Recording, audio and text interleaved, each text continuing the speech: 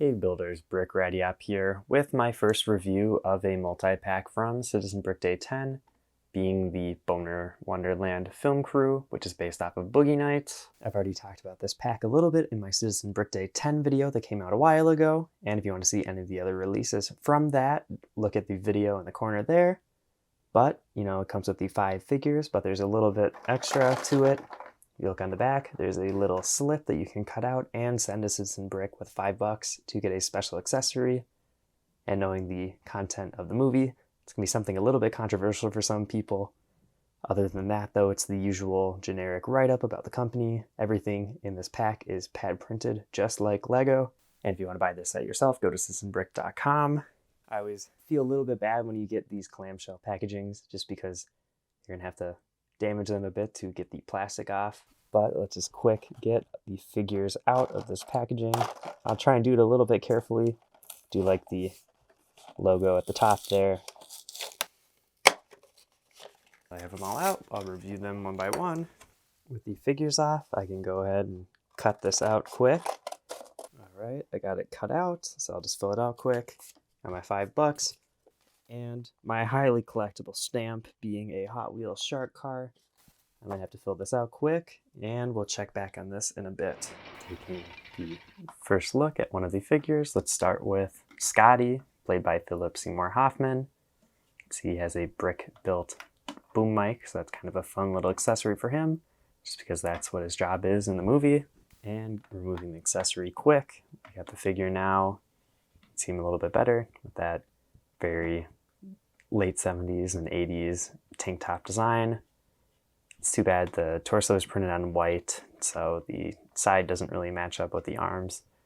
So it could have been better as a flash torso maybe, but also white is probably cheaper, so it's fine with me. He has a pretty nice and generic pants design with the button and the different stitching. Do really like the face with the pretty wide mouth, which is pretty reminiscent of Philip Seymour Hoffman. And this hair is the comeback of a custom molded hairpiece by Citizen Brick that they used for Anton Chigurh last year for Citizen Brick Day. But this blonde one seems like it has a little bit rougher mold lines than the brown one. So that's a little too bad to see. There's like definitely some plastic flecks at the edges of the creases. You can definitely see it right there. So that's a little bit disappointing. The quality isn't as good in this one, but it is still nice to get this in a new color of plastic. And there's not going to be anything on the back of the head, so that's all that there is for this figure. Let's move on to the next one.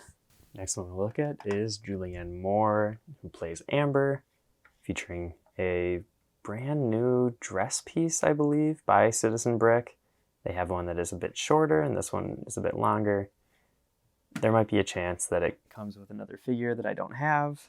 Closest in my collection is the Exorcist one here. You can see it's a different length.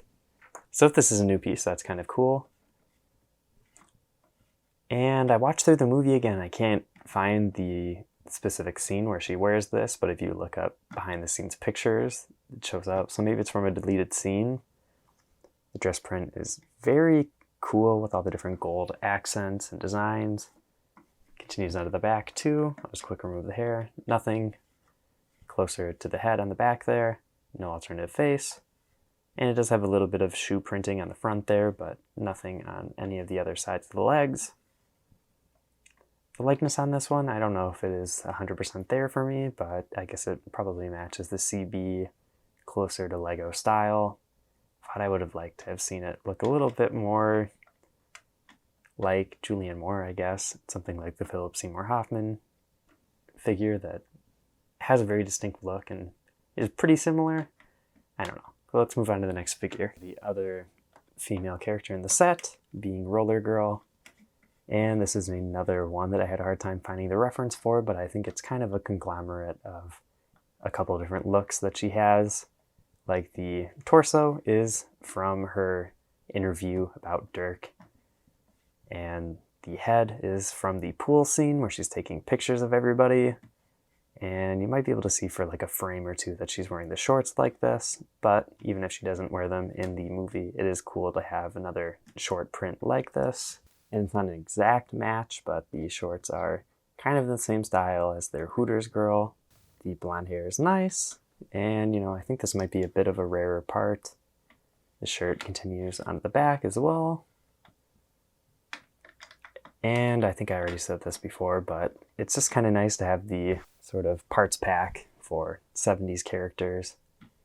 And her signature roller skates are done very well with, that leather tan sort of color printed all the way around. Nothing on the inside of the legs though.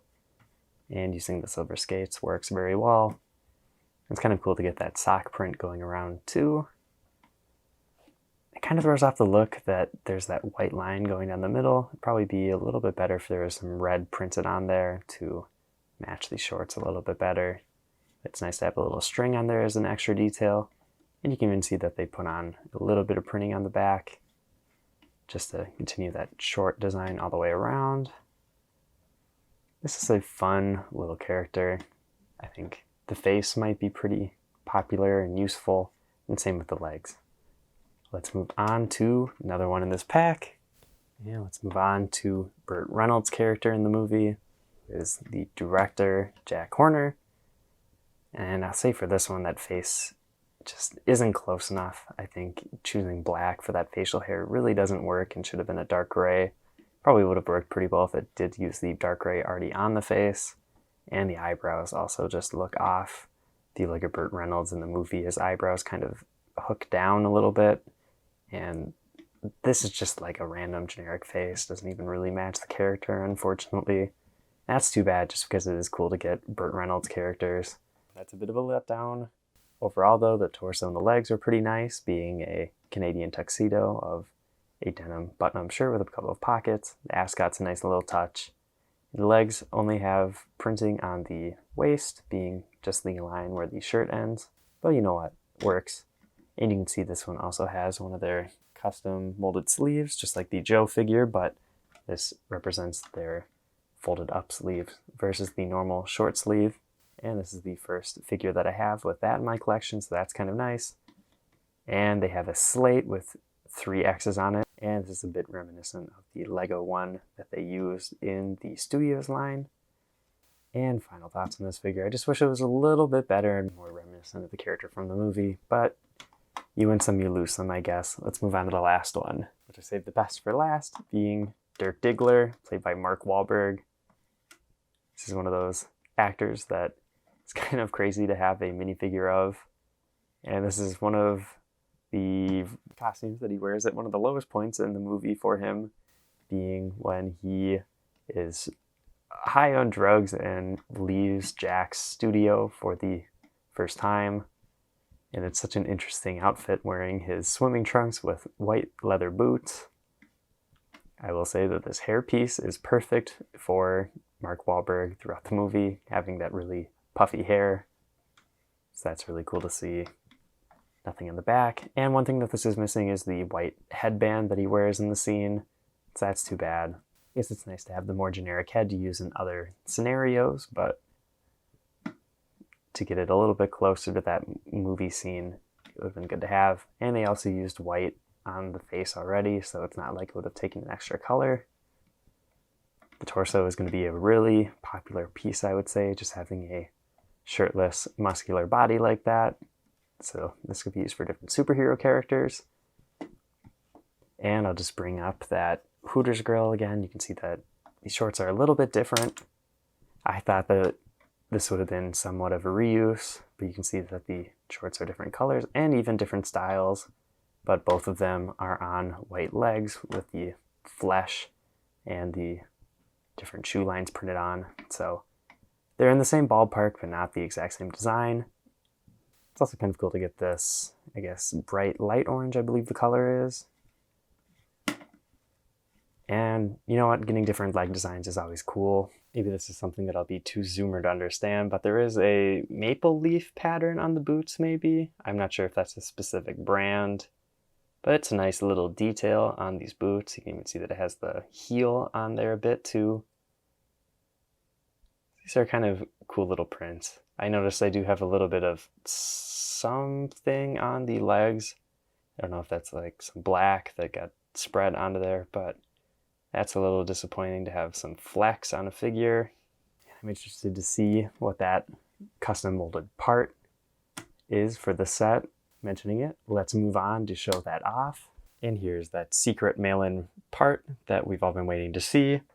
And it's actually two different parts that form a custom molded penis. It's very on brand for the movie, but for CB it's something that they've talked about not really wanting to do, so it's surprising to see them actually put something together like this.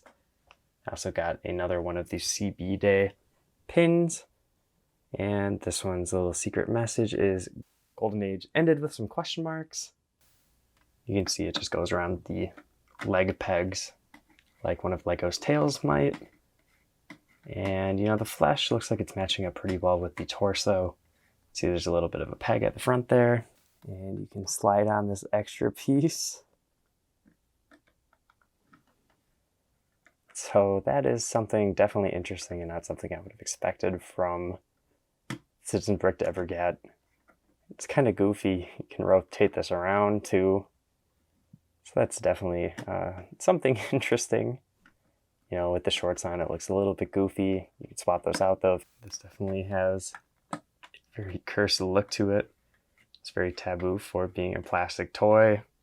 I'm surprised that they molded that new waist piece, since they have one that's very similar for the Justin Timberlake Dick in a Box figure. You're able to put on the present, so it's almost the same part, but this one is a lot shorter. So what an interesting part. I'm sure they just didn't want weird complaints if they had this in the box to begin with. And it's interesting to see them do a mail-in part like this. We'll have to see if they do that in the future. But let's show the set together and give the final verdict. With all of these figures together, I'll say that there are some really nice prints. You know, some different parts could be a little bit better. I do think a little bit of red on that hip area would have made these shorts look better. They do have great prints. I do think the likeness on some of these figures could be tweaked a little bit to be more accurate to the actual actors. Definitely would say that Mark Wahlberg and Philip Seymour Hoffman's characters look the closest out of all of them. And like I kind of put it out, I wonder if these are older designs that are just now being printed. The detailing on the faces looks a little bit older and outdated compared to some of the more contemporary CB designs. And I would even say that these aren't even their most iconic outfits in the movie, which is a bit unfortunate to me. I would also have loved to have seen other characters like Buck with his cool cowboy outfit, or even John C. Reilly's character, just because him and Dirk are like really good friends in the movie, so it's a bit odd to leave them out. But also, the other characters in this are pretty essential in the movie. The only one that really could be left out is maybe Philip Seymour Hoffman. I don't know. You know, there's a lot of good things, a lot of whatever things.